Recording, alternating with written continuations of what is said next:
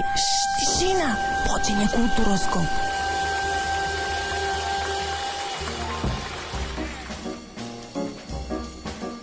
Krajem mjeseca svibnja u Zadar stiže Arktik, institut za budućnost koji će se Zadranima predstaviti multimedijalnom predstavom i radionicom.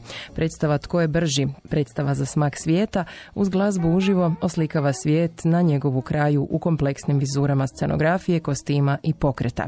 Predstava gleda u praprošlost, ali i doseže u daleku budućnost, te postavlja pitanje tko je brži i kamo zapravo idu oni koji su brži. Koncept predstave potpisuje Vesna Mačković, a pogledati ju možete 31. svibnja u 19 sati i 30 minuta u koncertnoj dvorani Braće Bersa u Kneževoj palači.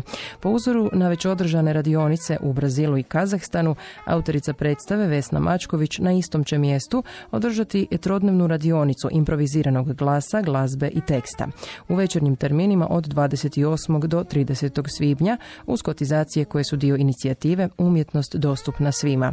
Detaljnije informacije možete pronaći na Facebook eventu, a svi zainteresirani na radionice se mogu prijaviti putem maila info@arctic.eu. Kulturoskop.